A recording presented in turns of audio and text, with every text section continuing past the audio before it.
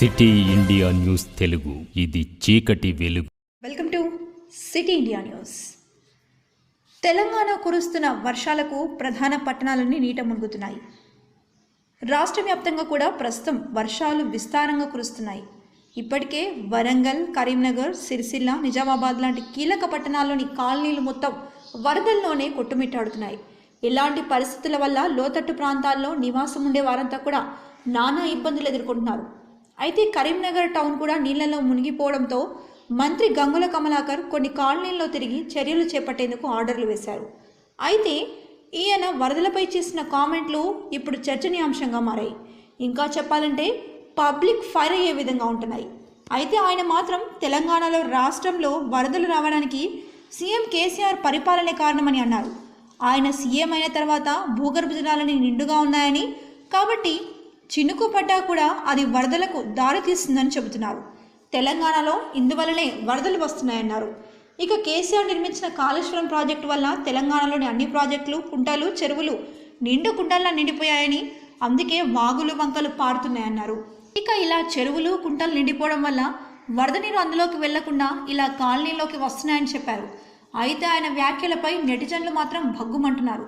కరీంనగర్, హైదరాబాద్ లాంటి పట్టణాల్లో TRS నేతలు చెరువులు, నాలాలు, కుంటలను కబ్జా చేయడం వల్లనే ఇళ్లలోకి నీరు వస్తుందని, అది చెప్పకుండా ఇలా క్రెడిట్ కొట్టేసేందుకు చూస్తారా అంటూ కామెంట్లు పెడుతున్నారు నెటిజన్లు. కరీంనగర్ నగరంతో పాటు చుట్టుపక్కల గ్రామాలన్నీ కూడా జలమయడం కావడం జరిగింది. ముఖ్యంగా గతంలో వర్షాలు వస్తే అన్ని జలాశయాలు నిండుతుండే, ఎందుకంటే గ్రౌండ్ వాటర్ టేబుల్ ఎక్కువ ఉండకపోతుండే. ఆ గ్రౌండ్ వాటర్ టేబుల్ లేనిపోవల్ల ప్రతి వర్షం కూడా జలాశయాలు మిగతా వాటర్ గ్రౌండ్ వాటర్ టేబుల్కి వెళ్ళిపోతుండే, భూగర్భ జలాశయాలుగా మారుతుండే, భూగర్భంలో గ్రౌండ్ వాటర్ టేబుల్ పెడుతుండే. కానీ ఈరోజు కాళేశ్వరం జలాలు కానివ్వండి, కేసీఆర్ గారు ప్రభుత్వం తీసుకున్న నీటిలో ఉన్న ఇంట్రెస్ట్తో కానీ ప్రతి జలాశయాలు నిండున్నాయి. ఇప్పటికే గ్రౌండ్ వాటర్ టేబుల్ కూడా గతంలో 40-50 సంవత్సరాలు లేని గ్రౌండ్ వాటర్ టేబుల్ బ్రహ్మాండంగా పెరుగున్నది.